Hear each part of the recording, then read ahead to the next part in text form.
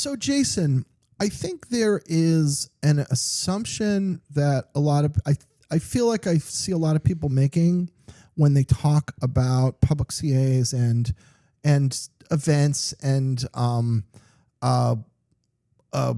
bugs and weaknesses and misissuance and things along those lines, that is built into a lot of the discussion, which is that the size of the public CA, in terms of the amount of active certificates that it has in the world, the amount that it's used, is somehow proportional to the risk that public CA poses to the WebPKI. Bigger CAs, meaning more issuance, more risk is what you're saying. Correct. Okay. And I want to debunk that idea.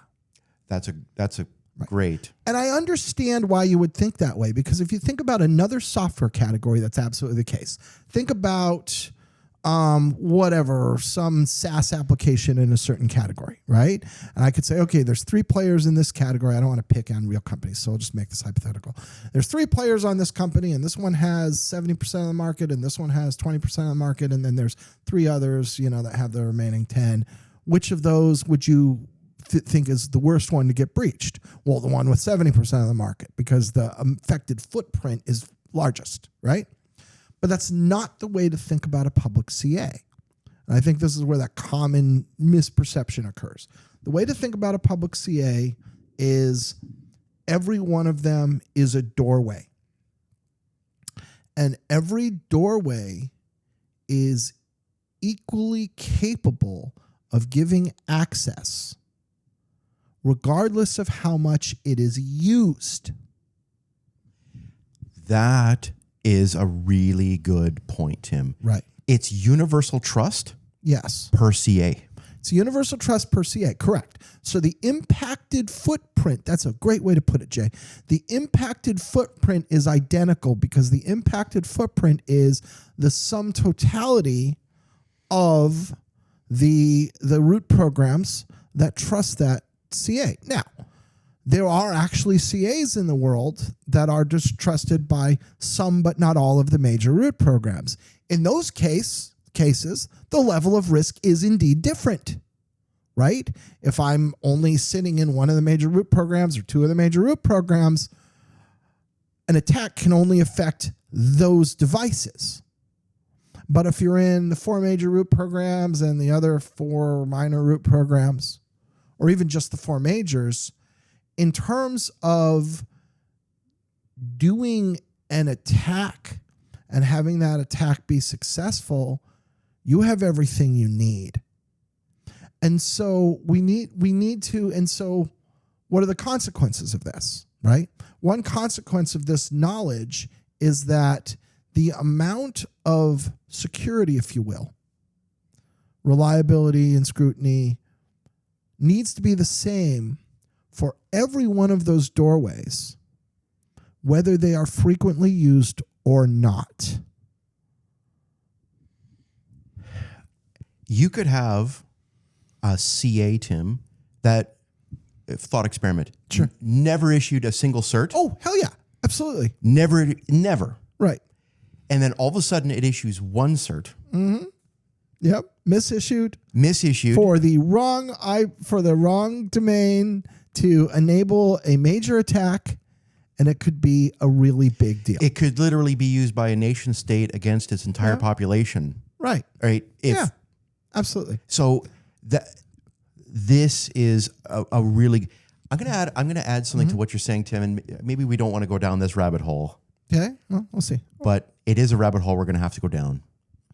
Photosynthesis as Merkle tree certificate concept umbrella term does chop up universal trust.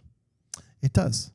That's true. And so I, in a future podcast, want to discuss with you if that was intentional based on what you're talking about right now. Let's definitely put a pin in that one. Fascinating topic. Too big for this episode, but I agree with you. Let's return to that. That is an interesting topic. So I do think that this thinking, I'm not saying this, sometimes I like to just discuss things as interesting intellectual things. This is an interesting intellectual thing that I think does have consequences, because I think you see, again, this built-in assumption in a lot of ways that people look at and scrutinize and deal with the WebPKI, where they sort of think like, well, there's a small number, there's a handful of CAs that are doing most of the work. If we can make sure they're okay, we don't have a problem. Or we have a problem that's a very limited scale at most. And that's faulty thinking. Every one of them is a door. Every door is equally capable of providing access.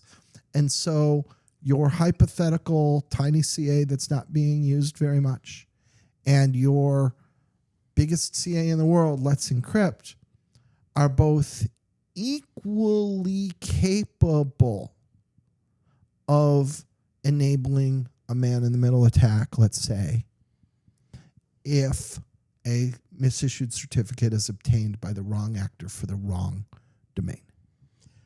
True. And that is something that is not really fully thought about by people that way. Yeah, that's great. Yeah. So it's just worth keeping that in mind as you're approaching this ecosystem. And there's lots of subtle ways that we might make decisions differently if we're just bearing in mind that once that universal trust, as you put it, I love that word, is granted, at that point we've absorbed the exact same risk regardless of who it is. The ecosystem of WebPKI, Tim, something you and I have talked about, you have to take it all into account. Yeah. Because of this universal trust, it means that the whole thing has, it all factors in. There are no mutually exclusive parts to the ecosystem when you think about trust as a whole. Yeah. In other words, you can't think about individual CAs causing risk within the ecosystem. It's the whole thing. Yeah, I think that's right. And I think that's valid as well. Great, Tim. Great topic. Thanks, Jay. Thank you.